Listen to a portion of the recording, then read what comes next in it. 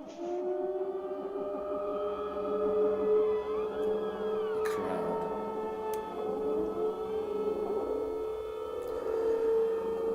autumn and wild whales darted to landslide sleep, humming, reduced tech running, those tinted lines abreast long doodled scrap, twinkling gently swaying, lapping at the mechanics all shot through and bare dogged out, but gathering buttered up to live to fight another round, broken down under the foot, a never-ending quilt pricked through the flesh till bone needles depart and leave the fragments flaked, reduced to a warm dribble, the last great escape. A husk with a tiny dewdrop in its one. The memory between my planets the moon pulled, with making women of sky dark night flecks, meekly butterfly angels be, pearly running, all soft from emptiness, space pixies drifting in and scoring young guard and poems, feeling tongued luxury oil, the fronts unsettle and twitch, settle and twitch, settle and twitch and settle. Their long pearly tops warning youth dance, a flirtation last recalls currents scoring spacey line music of biting, sipping hours, feeling the sugars of meaning, feeling fragments more through air blows smoke and floods to the floor. Have you ever wondered what it would be like to be someone else, not just be in their skin, but slot into their life completely, have their memories feeling like you feel your own, like you feel it when you stub your big toe? Imagine if you could be someone else for just a day or an hour or 10 minutes even. Would you remember being you, do you think? Would you become so lost in their lives that you would become them until someone ripped you out of their interface and you were left stumbling around with hot tea and a cigarette and the feeling you'd woken from fainting? No time to even consider gathering your faculties and concluding the whole thing. Stumbling bewildered between what was real and some messed up dream. Imagine to be someone else's body, to be the blood that pours from an open wound, to feel their fidgety pain, pins and needles and cramp and things. Would it be the same as your own? How would experience tell you differently? Imagine if you could creep into the being of someone of an opposite gender. What would it be like to have things that you didn't have, extra bits? The ancient cultural beliefs that were so heavily ingrained they were like breathing. The bat of an eye, sneezing, sweating. Would you be you or someone else? What is you? What is I? A question that has been asked for countless generations to the point of becoming a cliche. Culture a memory, block things out, craft yourself into a perception and be experienced all around. And what is such a notion? How can it be verified? When did sense have the audacity to make more sense than nonsense? Nonsense is just sense undiscovered after all.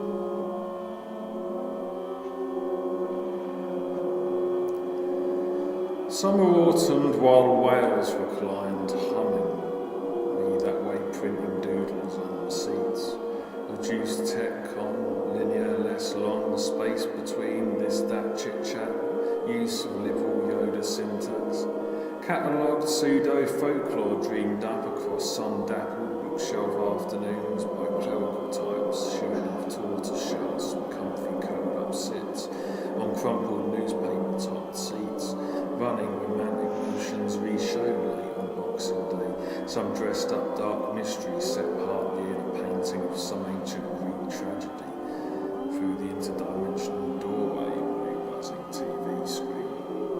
At times my brain is a strange trance-like machine and always has been, drifting off elsewhere to not be used in this reality. Then it sinks into those tinted, scrawled writings, doodles, observations, catalogued in a series of dusty old boxes by train lines, scrap piles on technicolor afternoons in Channel June, abreast hot flow may-spelled grass darts as the twinkling smelly night discharges and trips fuse to fade out. Broken An eternal tale pricked through the flesh till fish lines licked low, watch the conquest come swell. Best brown paper and stone and a boiled egg, bone departs and leaves the fragments flaked, reduced to a warm dribble the last great escape. Those familiar stately home peacocked blue tinted glass window chord drones, sappy in the background, clicking softly, lapping at the mechanics all shot through and bare dogged out. Ray took a sharp look, I feel for him in retrospect, across this space and time, but was scared to ask about the intrinsic knowledge needed to edit. With a brow itch and a bellowed sigh, he soldiered on. I hope he still does, living out his retirement away from jumped up moonlit punks who made crap films and listened to Puddle of Mud and a few helmets, who wandered around in dressing gowns and thought they were Kurt Cobain or something. The memory between my planets, the problem of making women of sky dark light flecks. Meekly butterfly angels be pearly, skipping all soft from emptiness, space pixies drifting in and dilly-dally dancing, caught in curves, scoring young guard and poems, filling tunnelled luxury oil. The front sun settle and twitch, settle and twitch, settle and twitch, and settle. Their long pearly dewdrop tops, morning youth, boogie down, a flirtation last recalls current, scoring spacey line music through space whales. Feeling the spring fruits of meaning, feeling fossil fragments more, through air blows scents of wood smoke smoking, and flight embers float to the floor. Imagine if you didn't have the ancient culties feeling around.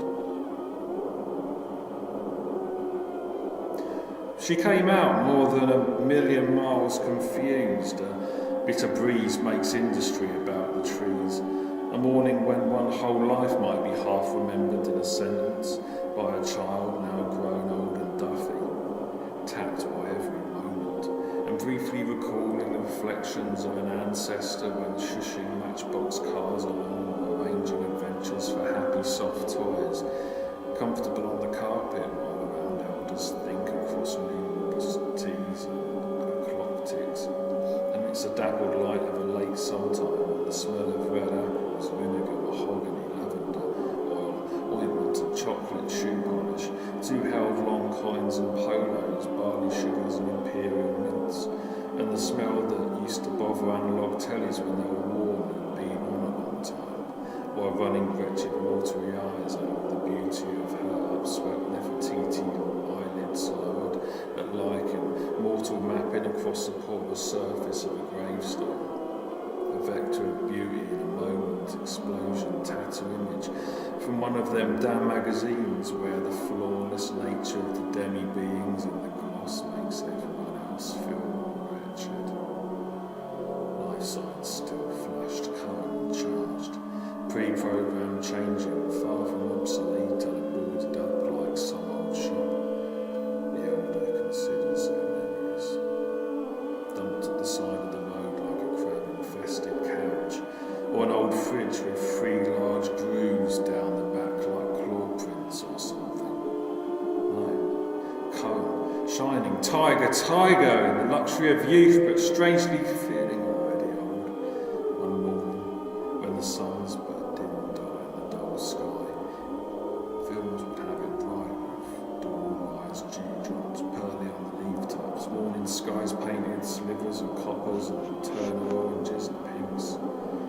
Well, it's a day for it, the old one says in a voice that could flower grain, but the ice cream she buried in thought, deep, off somewhere else entirely, something after.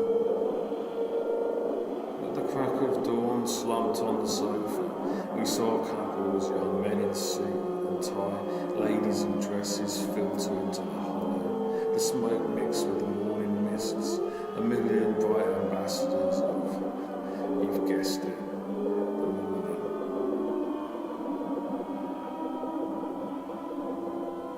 Cigarette-stained limits, slovenly chomping their teeth at the edges, touched by a scrape spreading flavour of mould light slithering through osmosis, illuminating the thoughts of broken hearts and rubber flowers as they twist, rewind like tendrils of cigarette smoke in the comfy spaces of chain dive bars in town, charged turbo, with clinking curry condiments and chips served in tiny buckets, and slabs of cheap stones spilling over with dog food pies and hunks of something that was once loosely bovine, no doubt, once limping out of the top 40 standing down.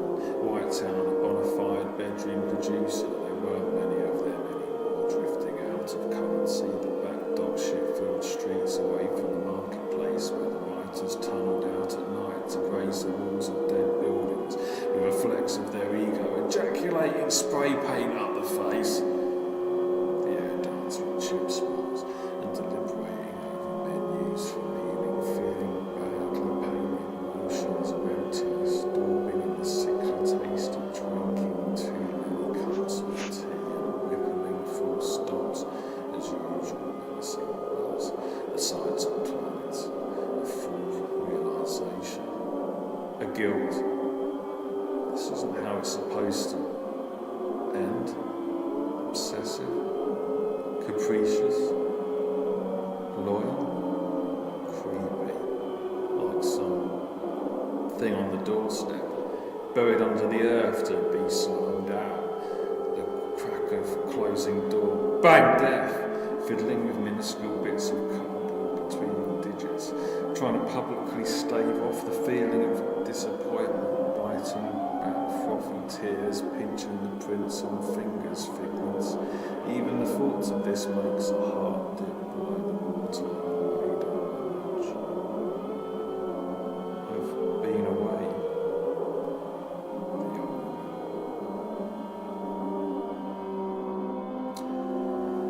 At times it was easier for the cloud to resume solid form, particularly when it needed to recharge, rest, sleep, or was ill. To anyone observing from the outside, this could take on many forms. Some of the information it held in its vapours would congeal into something like memories and could be played out again and again, maybe juxtaposing with various. If something could bear witness to this, the manner of the present observer would be something that was almost a dream cycle, something changing over time as the physical matter of the cloud slowed down and congealed. One may suppose that as the cloud cooled, the memories became more readable, but to say if this is accurately so is debatable. All that could be suggested is that the information that drifted about the cloud that had been initially fed into it at one of its births would be displayed more or less as it was meant to be, something that certain parts of the cloud took comfort in, no doubt. There's nothing else quite like it existed. It had no need to worry about immediate predators, and if so, its considerations of death were such that, were it to die, if indeed such a thing was possible, then it saw this as a mere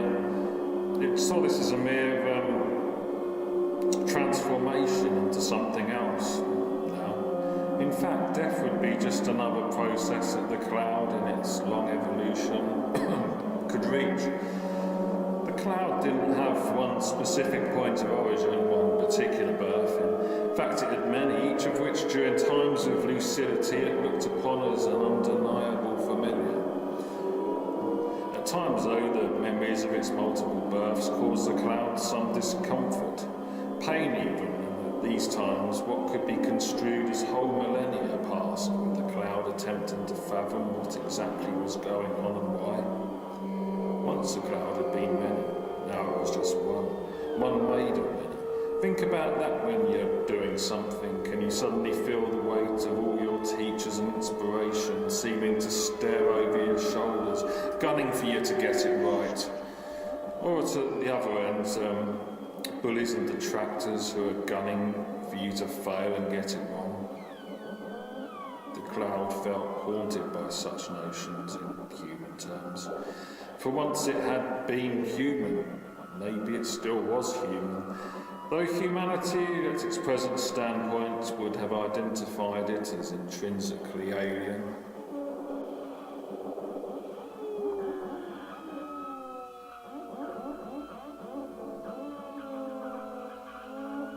summer autumned from burning battlefields and abandoned wheat plots with no one left to harvest.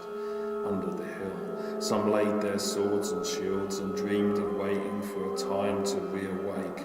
Minds elsewhere, but dormant though on call, and at odd times waking, disorientated, before going back under and remembering barely nothing of anything that had happened at all. Though never wake a sleepwalker, is what they say.